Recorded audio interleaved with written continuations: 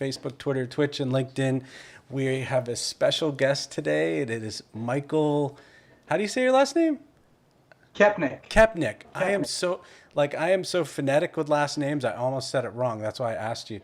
Michael Koepenick, who we met like 15 years ago when I first moved to Atlanta.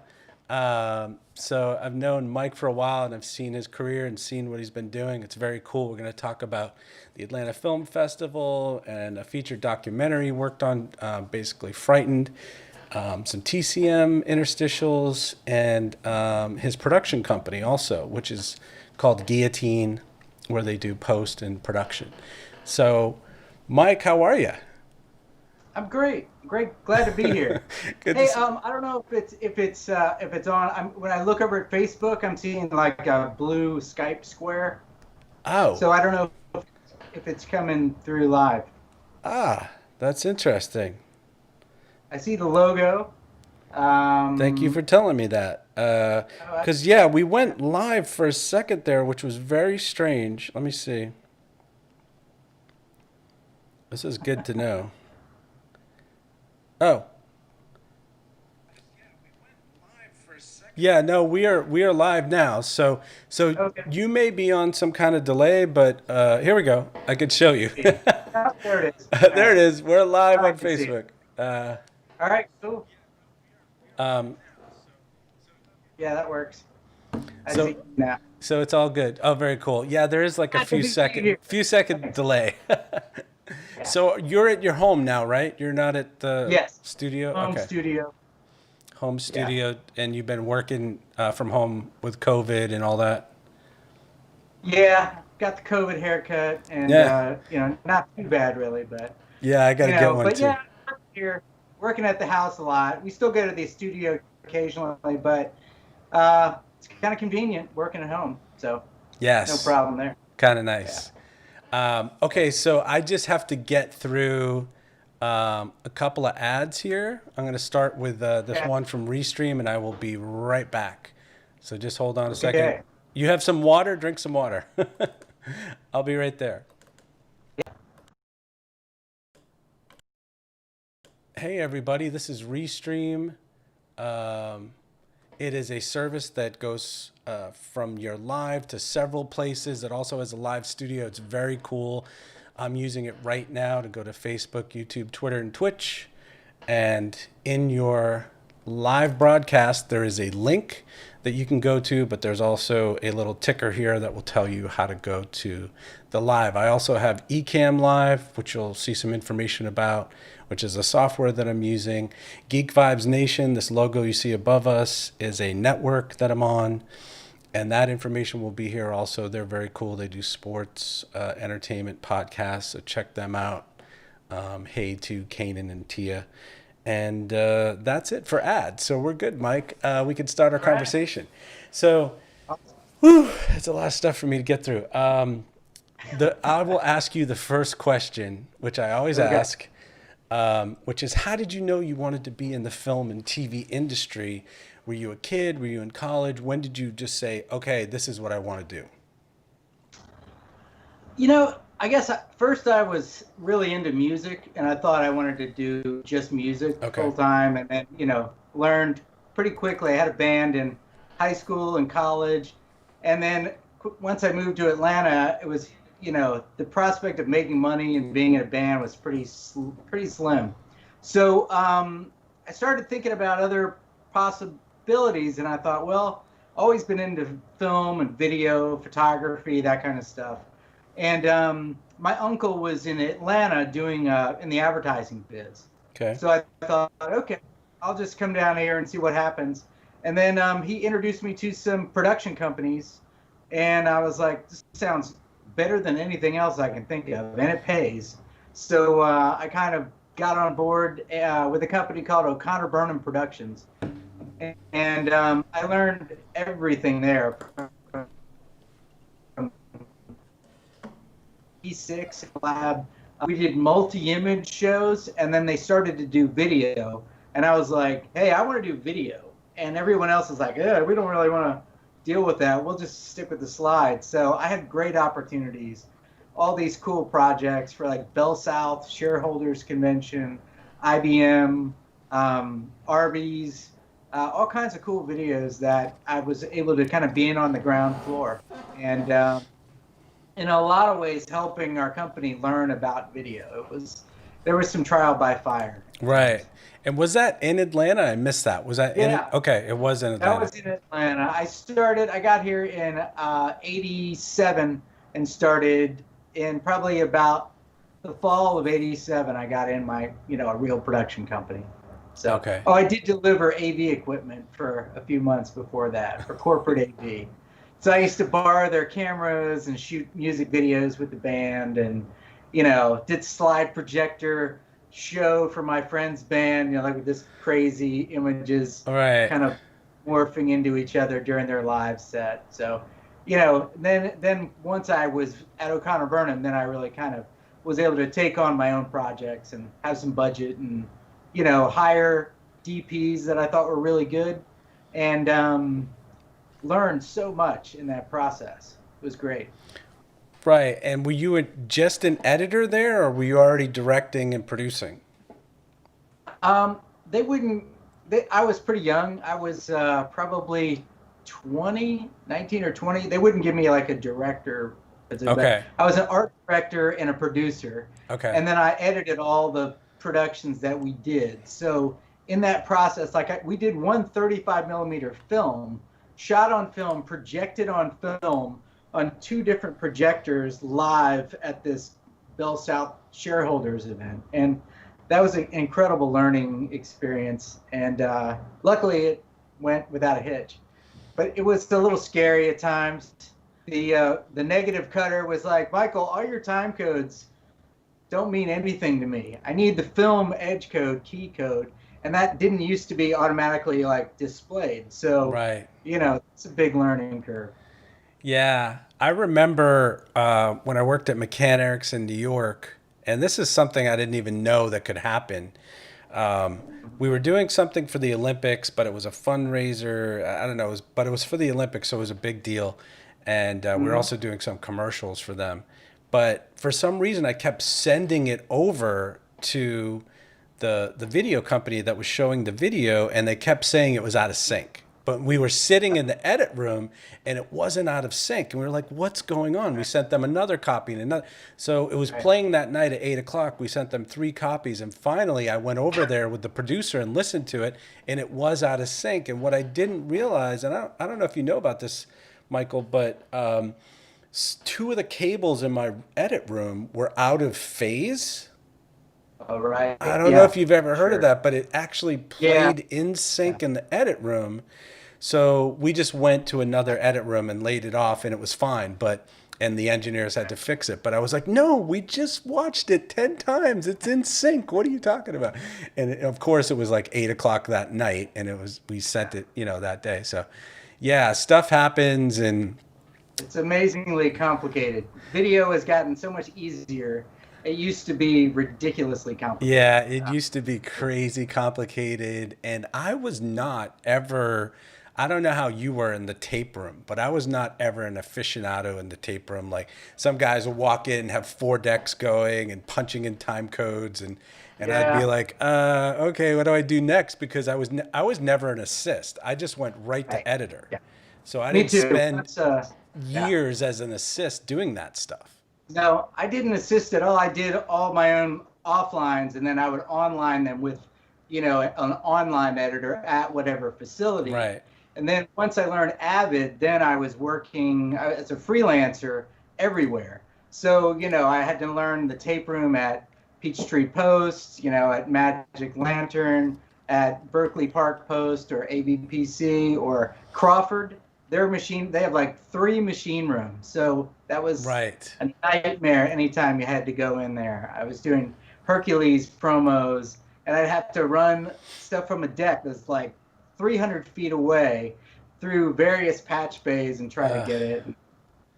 Glad those days are pretty much over. Yeah, it's all digital now. It's so much nicer. And the remote thing. When I was at Turner, I was pushing the remote thing so much, and they were reluctant. But now, obviously, everybody's remote, and everybody can see that it's just it's pretty easy. I mean, there are certain situations where you definitely want, I think when you're doing a documentary with a producer and we kind of want to be in the room with them or something, but Sure. Yeah. in most cases, you can get a little FaceTime or what we're doing here, a little Skype or something, a Zoom and Yeah. on one computer and show the other computer and just work. You don't have to be in the same room, which is Yeah. nice. It is nice. So you have done so much stuff. You had Guillotine Posts, you have Guillotine Pictures. We're just calling it Guillotine, but let's start with basically Frightened. And Okay. so this was a feature film. It was a documentary. We're going to show a clip, but if you can set it up and talk about what we're about to see, it's the trailer. That would be great. Yeah. So this film came to us from a director producer, Tom Lawson. And he was trying to get it edited. Originally, he thought he could edit it in 2 weeks. And we were like, yeah, I don't think so. And then we started digitizing. We were helping him out. It turned into kind of a decade-long epic battle to get this film finished. Okay. And in the end, Colonel Bruce asked me to finish it. And it was complicated. There were all kinds of legal problems. And, 2 years later, we had the rights to finish an old film. So then we had to shoot some more interviews, finish it up. And so in 2012, it debuted at the Atlanta Film Festival. Okay. And, and from there, it was at the Oxford Film Festival. It won Best Music Documentary there. And Macon Film Festival won Best Music Doc and also was at Oxford. So it's gotten around, but the music licensing is still hanging it up from being released. Oh, really? Oh, wow. Yeah. Unfortunately, I put, I think, 70 different music cues in there, which seemed like a good idea at the time. But now I'm still working through the licensing stuff. And how long did it take you to work on this documentary? I mean, I know there were some issues where you went back and forth, but actual physical time, because I've interviewed some documentary editors, and they said about 7 months is the time that it would take to do like an hour-long documentary. Yeah, I'd say that's about right. It does take a long time. I mean, even when you're working in long form, even to sit back and watch, 20 minutes worth or an hour worth, that's an hour of time you just lost. And then you can think of 1,000 things you want to go in and fix and redo. This one took so long and it ran out of money, and then it got money again. It ran out of money.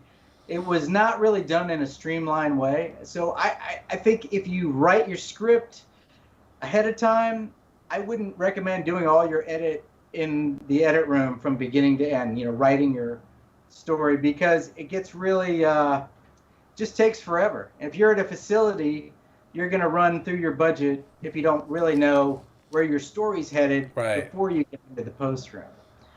When this came in for post-production, they really had no idea what they were going to do. They ended up having a 4-hour cut at one point. Wow. Yeah. And then I was like, why don't I help you guys?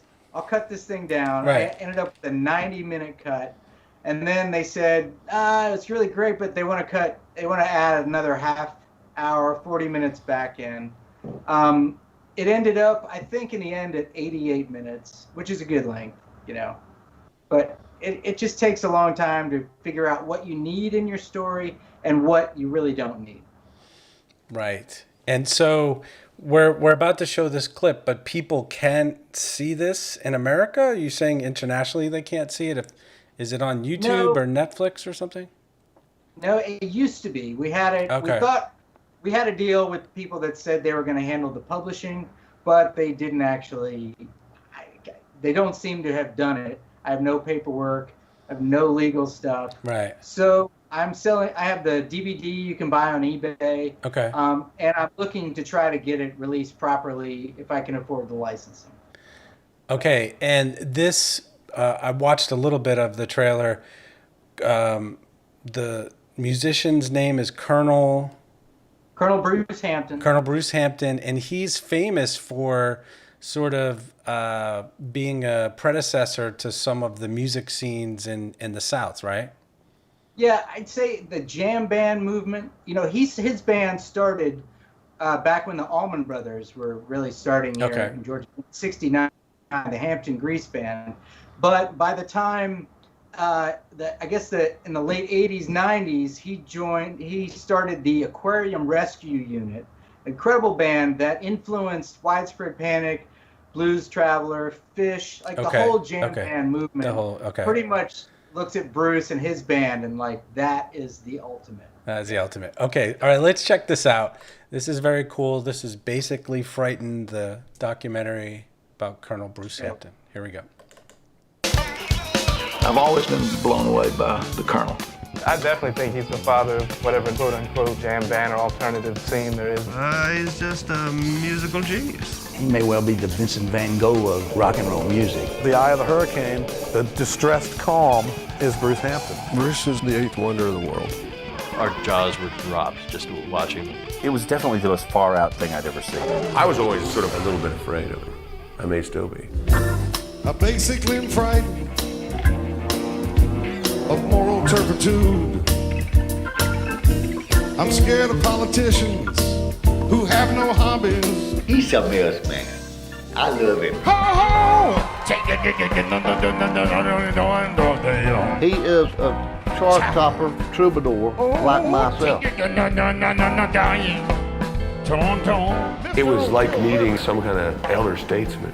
It was like meeting the leader of a country. Bruce has a knack for finding the best players around. He gives musicians a lot of freedom, and I think that's why so many great musicians came out of his band, because they were able to get a voice. He's kind of like a guru to a lot of people. Before I met Bruce, I almost gave up music a couple times. I definitely wouldn't be where I am today musically or career-wise if it wasn't for the Colonel. We started taking lessons from them. I think he impacts our life every day and in every way. I don't see an end to the impact. He taught me about leaving your ego at the door and just bringing your heart in to play music. Never take yourself serious. That's so silly. Take what you do serious. And there's nothing more disgusting than seeing a serious musician. If I had never met Bruce, I'd probably be more of an egotistical jerk and a hell of a lot less of a musician than I am now. We all feel like we're his kids or we're his family. He's a musical father figure for sure. Yeah, more like a crazed uncle, actually, you know. Somebody you're a little scared of. A Frank Tanya.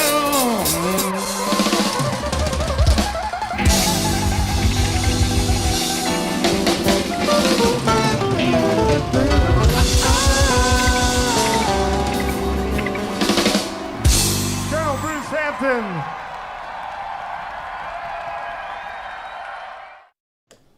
Very cool, Michael.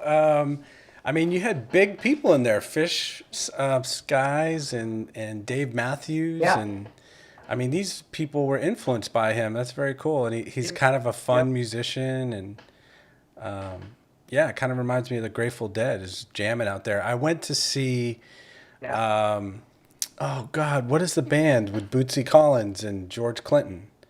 Parliament Funkadelic. I went to see Parliament Funkadelic in New York City.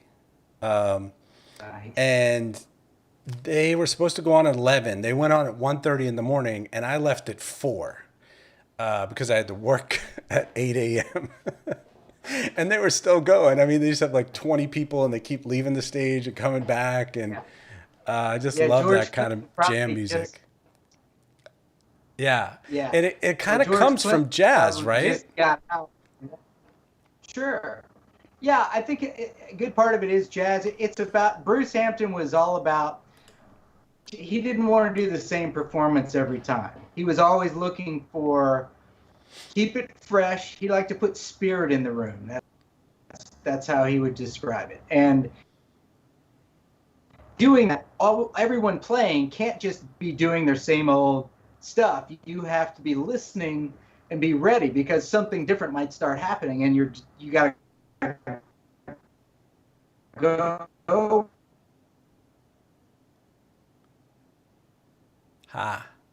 First, they used to walk around looking at each other and trying to decide each other's intent in playing music. Like, why are you doing this?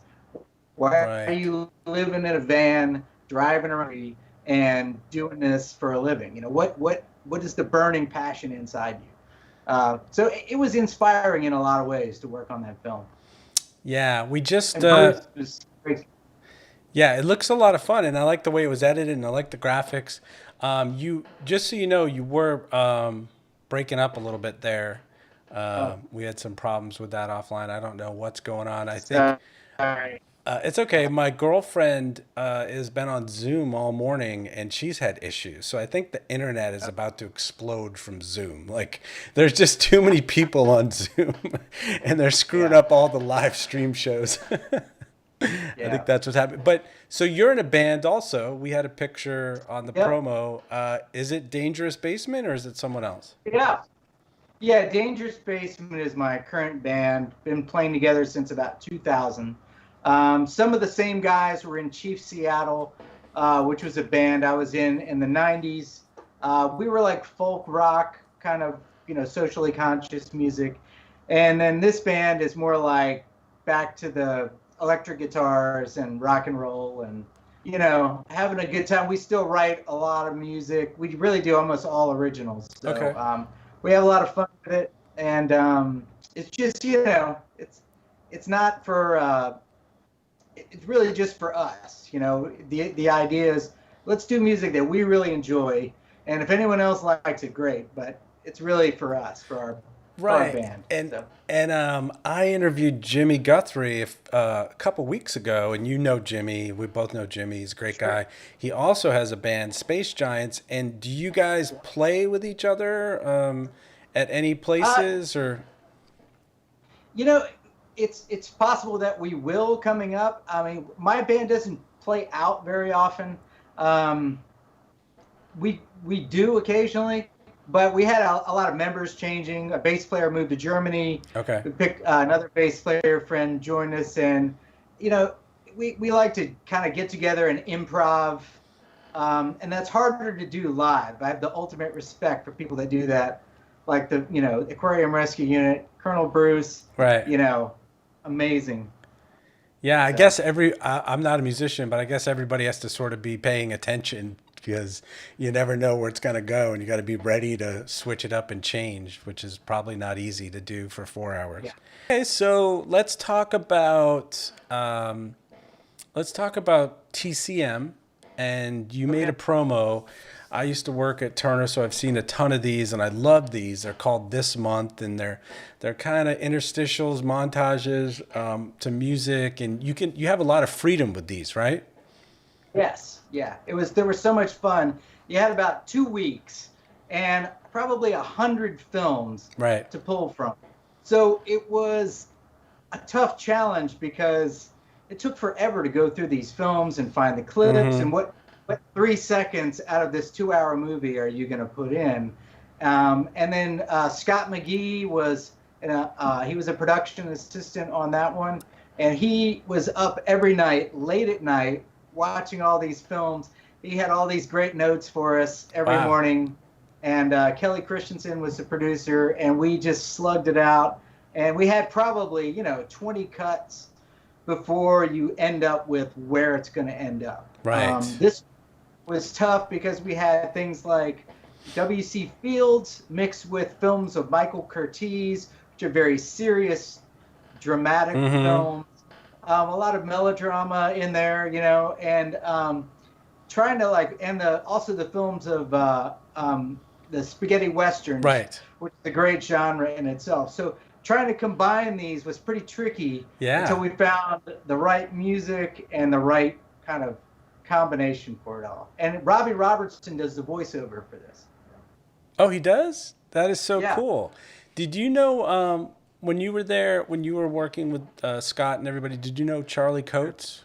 Oh, of course. Okay. Yeah, I worked with Charlie a ton. You did? Yeah, we did a lot of work together. He's so much fun. He is. So I worked with him a bunch of times, and he is like a film not that Scott McGee isn't, but both of them are just like film encyclopedias. And oh yeah, that's in War and Peace in 1942. Of course, we can get that clip. Yeah, just amazing. Well, and Charlie knows all the quotes from all these movies. Right. He but he can just be like, oh, that's from this, and Right. that's from. He's a good resource for sure. Yeah, he was fun to work with. Okay, so we're gonna just show this. This is this month on TCM, and you said a little bit who the people were. It's spaghetti westerns. It's who else is in it? The films of Michael Curtiz, and then W.C. Fields. W.C. Fields, right? So we tried to pull them all together in a cohesive narrative. Cool. I saw it. It looks very cool. But here we go. All right. It's a funny old world. Man's lucky if he gets out of it alive.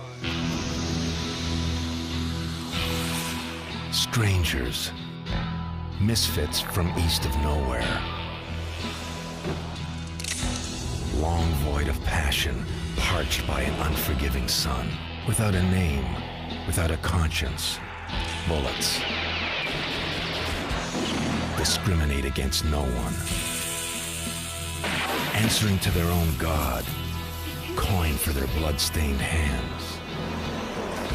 A seething purgatory, a lonely guitar. A dirge for those about to die. At the hands of desperados and Italian filmmakers in spaghetti westerns. Saturdays at 8 p.m. This month on TCM. A landscape of emotion. Misshapen by wild blue hearts. Weathered by years of regret. Strangers walk a tightrope with no end. While playing into the hands of director Michael Curtiz. Tuesdays and Thursdays all this month. Bang, bang! From the valley of the unconcerned, a stranger with a pistol-hot mouth of wisecracks. Keep your hands off my lunch, will you? Spills himself a drink while dealing razor wit from the bottom of the deck. Beginner's luck, gentlemen. Star of the month, W.C. Fields, Mondays at 8 p.m. It's a funny old world. Untamed, unashamed. There's a place for them this month on TCM.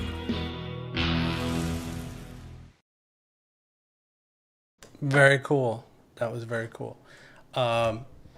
Yeah, I love how that was a very hard thing to do, but I love how it all sort of mixed in together. Yeah. And I love the red coming across like, yeah. Did you know Scott Lansing at all? Sure. Yeah, I know Scott. Worked with him a bunch of times. Okay. Great editor. Yeah. Does a lot of their. I haven't seen him for years and years and years, but him and some of the people from TCM would do shoots where they would do it this month and they would shoot stuff. I don't know if you worked with him on any of those, but those were very cool because you could incorporate, like there was one where it was on a train and they were shooting people on a train and then they'd cut in the footage and they'd kind of make it match a little bit. Those were very cool. Yeah, those are fun, tricky. But yeah, Ben Prisk, he's an artist that did a bunch of stuff on Squidbillies, other Cartoon Network stuff. He did the graphics for that one. Okay. He was at TCM for a little while.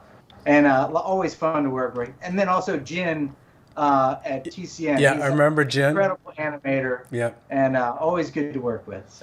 So did Jin do the things that were like, you know, spaghetti westerns, 8 p.m., that stuff? Okay, yeah. I think he did that. And then also Ben did more of the splashes of color and the, you know, the droplets and the kind of... trying to get that spaghetti western feel. All those wipes. Yep. Ben would feed me stuff and we'd experiment and see what worked. It's so much fun, man. When you're an editor and you have time like that.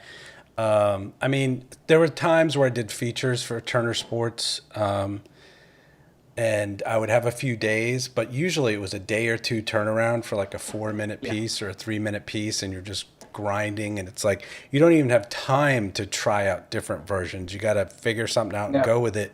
But Filmstruck, I don't know if you did any Filmstruck stuff. I did. Yeah, great. I loved it. It was so much fun. I did one with Scott and Charlie, Jean-Luc Godard, and then they do. Sorry, you broke up a little bit. What was the last thing you said? I missed it. Yeah, sorry. Oh, I was just saying I loved working on Filmstruck because it was so artsy. It was kind of like going back in time to that old TCM sort of framework. Whereas today, everything, even at TCM, I mean, much more fast-paced, and no one has the budget or the time to, license Radiohead music or do all kinds of really creative things. It's a little more budget-oriented everything. Yeah, and faster too. Definitely faster turnarounds. Okay, so when I met you 15 years ago, you had Guillotine Post, and you had a really cool space with a bunch of edit rooms, and it was over by Willie's Cheesesteaks. That's the only way I could say. But then you've since moved a couple times.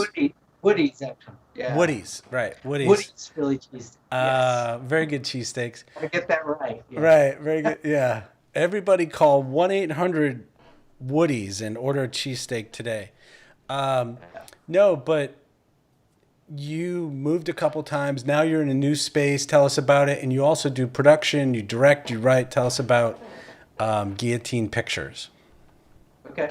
Well, I started in the business doing production work and having to take things from the beginning concepts to hiring the crew and getting the script and then taking it through post-production. So somewhere around, I guess somewhere after in the 2000s, people started to ask for turnkey productions. Hey, can you guys shoot this stuff and then pull everything together, give us one package price? We don't want to have to shop it around. And, used to be everything, you had your production crew, and then that was separate from the post.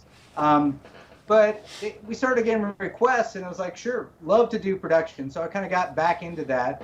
And mostly we work on a request kind of basis. We don't really pound the pavement or go after every request for proposal that's out there. We kind of do select work and still do some work that's just post. Other work we turnkey. The Credo national spots that we did for Credo Mobile was a fun project that we did for 44. They're a digital agency here in Atlanta. And it was a chance to kind of pull everything together. It was back before COVID, so you could be in a room with 20 people. Right. And, be shooting it. We did 3 days of shooting. We, pick all the talent, all the wardrobe, all the stuff, trying to dress every shot. We worked with a smoke machine, a fog machine, so you had to let all that stuff settle before you can shoot anything. Right. And it was a lot of work, but it was fun. And Tim Glover was the DP on that. He's fantastic. Okay. Love working with Tim. And as far as shooting, can you say what cameras you use? Because it looks really good. It looks like a high-end commercial. Yeah, that was all done with, I think we used the Aeroflex on that one. Okay. And we had all, Zeiss lenses. And Tim only, he only works with the best stuff. Right. He's got great cameras and gear. He knows how to light really well, so you get a natural feel, even though you're pumping light into windows and other places. Right. And stuff. And did the agency handle the casting, or was that you? We worked with 44 and their end client Credo. They had the relationship with Credo, who's out of San Francisco, and so we worked with them. But we had to get them all the headshots, get the cattle calls through all the agencies, get auditions, all that kind of stuff, and we helped whittle that all down. And we have our opinions, but when you're in a situation like that, the client's got the opinion and the agency, we just go, okay, let's do it. Yeah. You can't really have the auteur approach with that kind of project. Right. And do you know Jim Isa and Dave Drabick? Yeah, sure. Yeah, because both of those guys are doing similar things. They're doing the whole turnkey, start to finish, and shooting and pre-production and everything. And that sort of seems to be the way. And as an editor, I'm doing some freelance editor stuff, but I'm looking for a staff editor gig, but also possibly a podcasting gig, because I love this podcasting thing so much. Yeah. But everywhere you apply is like, we want you to do After Effects and shoot and edit the podcast and like 15 things. And I have experience with a lot of those things, like 12 of them. But, you know, I wasn't doing Cinema 4D. I wasn't doing and it's like, come on, guys, there's like 15 things here. And then you get out to the bottom and you look at the salary and it's like $35,000. You're like, really? You want this person to do everything by themselves and you're going to pay them $35,000? So it's kind of funny. The cool thing is that there's a lot of remote work now. And like you said, you were working with people from San Francisco. And so, yeah, things have definitely changed. A lot of Turner stuff was like, okay, you're just the editor. It started out being everything, but eventually it was like, you're the editor. We have a sound guy. We have a graphics person. We have, you know, all that, and color correction person. And it was all separate. But now it's definitely everything's going back towards, we don't have enough time. Can you mix this? Can you color correct this? Can you, because you've done it. I think it's good and bad. You know, when I started in the business, your motion graphics were done by the motion graphics department. You know, you did the editing. You didn't even online. You didn't even finish your piece, let alone color correct or anything. I like that it's combined, but I think today people expect people to have this incredible vision from beginning to end. It takes quite a bit of experience to really see something for what it should be, know how to budget it, price it, get the right crew, get it shot, the right talent, and then work your post-production and do it all. And I still like to work with partners doing various things, because sometimes just doing it all yourself, it just becomes a grind, and you can get yourself stuck creatively because you're just too many logistics. It's hard to be at the top of your creative game and your edit game and thinking of new ideas when you're really just bogged down by all the other details. Yeah, it's hard to focus when you're dealing with like 15 different things and logistics and everything. So, but yeah, that's the world we live in now. It's very different. But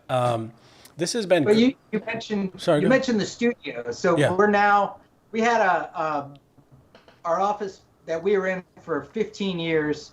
We were over in Midtown, and we used to have like Atlanta Film Festival parties, stuff like that. And then I was renting out to Fugo Studios and White Dog Studios that do audio. And then I guess North Avenue, North Creative Post, and Jimmy and Arcade 160, they basically they bought our space, they bought our building, and then we went with bare knuckles into their space for a while. And then Fugo Studios came back to us and said, hey, we got a cool space in Castleberry Hill. You want to come down here? So it worked out really well. We got this killer space. It's got an insert stage. It's got big open spaces. And it even has a pool, actually, which is kind of nice this summer. Yeah. But it's pretty cool. It's in Castleberry Hill, and you have to come down, and I'll give you the tour. Yeah, absolutely. And you have so what is there, like a couple sound rooms there and a couple edit rooms, or what? How is it? There's we have a couple edit rooms there, but you know, Fugo's got some edit rooms there too. Kurt's got a full kind of a theater downstairs with surround sound. Okay. And you know, so there's quite a bit to the place. I think it's 8,000 square feet. So wow, nice big building to spread out in. Right. Yeah. And how do people find your online? How do they find Guillotine? We are on Facebook. We've got Guillotine Posts, Guillotine Pictures, and on YouTube, Guillotine Posts and Guillotine Pictures both have tons of different work samples that we've done there. We're on Twitter occasionally. I probably don't do it as often as I should. LinkedIn. You know, starting to get more on Instagram, and you know, but there's a lot to keep up with as a. Yeah, but you do have a website, right? Because I saw a website. Yeah, we have a website too. Okay. Sorry, avidediting.com. Okay. Or it's also guillotinepost.com. Okay. A couple different ways you can get there. We used to do a lot of Avid work, so we took this Avid editing web address, and then since then I do zero Avid right now. So. So are you in Premiere? Yeah, I'm doing everything in Premiere. Okay. It seems to be, it can pull in the most varying sources and all make them play together. Yeah. You don't have to transcode everything before you work. So yeah, in nice. the Creative Suite, you're paying for it anyway, so you might as well be in Premiere than Avid or Final Cut. It's going to be real expensive with those two to separate. Yeah, seems to be the new standard, I'd say. I think Premiere. so. At most I do know that a lot of Hollywood films out in Burbank use Avid still, and I think it has to do with just, them doing it for so many years and not wanting to change the whole facility. I think for a feature, Avid actually makes a lot of sense because they develop software that works along with the script and the scripting process.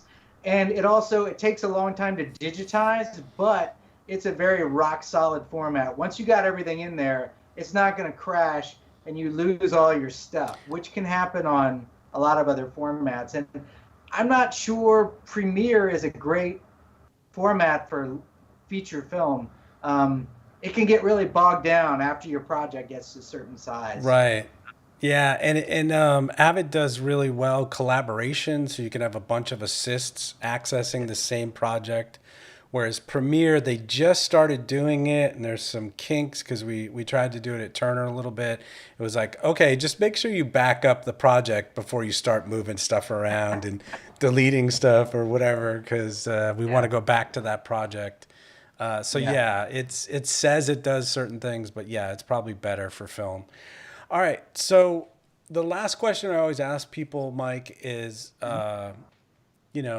advice. What advice do you have for someone who wants to get into this industry? I know it's a crazy time right now, but in general, how do you network? How do you get that first job? How do you just make, a lot of people have said, just make stuff and post it and keep sending it.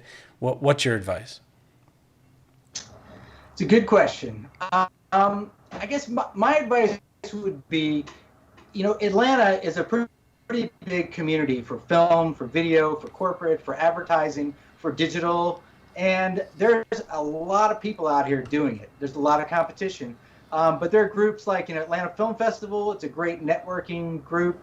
You can get to know tons of other filmmakers. There's resources you have access to. There's education. They have mixers and places you can kind of meet other people. There's also the GPP, Georgia Production Partnership. Tons of talented people there in feature films, in advertising, and in television, as well as corporate and other production. There's a ton of people out there, and it is a competitive market. Now, if you're really talented and you've got a vision, you want to make your film, every part of it, and that's great. I applaud you. But for a lot of people, it helps to just get on with anybody on a project as an assistant, whether you're paid or unpaid. Try to learn how other people work. Every crew you're on is going to work a little differently. Every post-production operation works a little differently. So the more you can work with other people, see what they bring to the table, learn for yourself, and then look for other opportunities along the way. Not to mention, keep everybody you work with happy and be cheerful and easy to work with. Yes. Because nobody wants to be around somebody who's complaining that he's not getting paid for being there. Right. It's if you want opportunities, you got to put yourself in a position that people want you around. Yeah. And if people want you around, you will learn so much. And it's one of those things, there's so many different things to learn in this business that finding somebody that you admire, if you like their work, find them, see if you can work for them. Because there's a ton of people that do better than others. Some of them do different than others. And I always try to look for people who I love their work and then try to find them and hey, how can I work with you? I'll be glad to just be an assistant. You know, I did some assisting when I was first learning Avid, worked for free.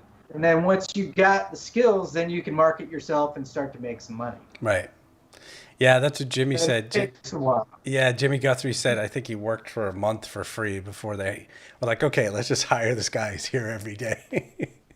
Yeah, it takes, unfortunately, it often does take that to get those opportunities. The other thing you could do, if you have content that you want to produce and know how to produce, everyone's looking for content right now. You know, Netflix is running out of stuff. Everybody's at home watching 24/7. So if you have content, you know, it's a great time to be creating it, writing it.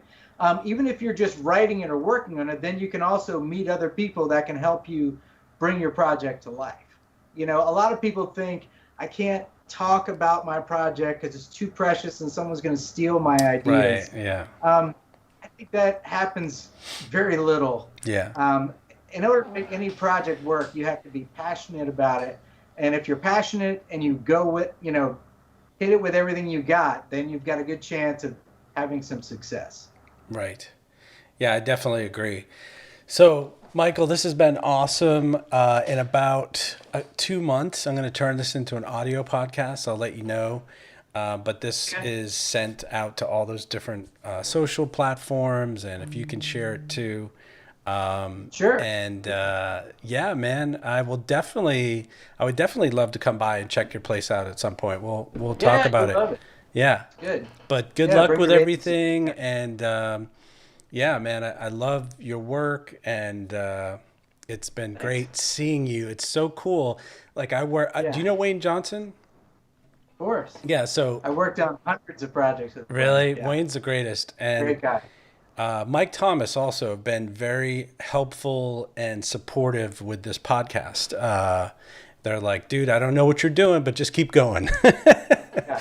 Which has been, and they've actually helped me find some guests, and they were both actually one of my first guests because I've worked with them for years. But Wayne and I were in an edit room literally for 8 or 10 years, like every day. And he just like told me stuff during the podcast, as you have, that I had no idea about. I didn't know you were in a band. I didn't know you moved your place 3 times. I knew you'd worked on this Basically Frightened, but not much more. And so yeah, it's a very cool thing to get a little bit deeper into what people have done and hear about their career and hear how they became successful. It's a very fun thing to do. So thanks so much. Yeah. Thanks for the opportunity. It's been great. Yeah, man. I will talk to you soon, and thanks, and have a great day. Thanks, Michael. All right. Yep. Okay. Cheers. Bye-bye.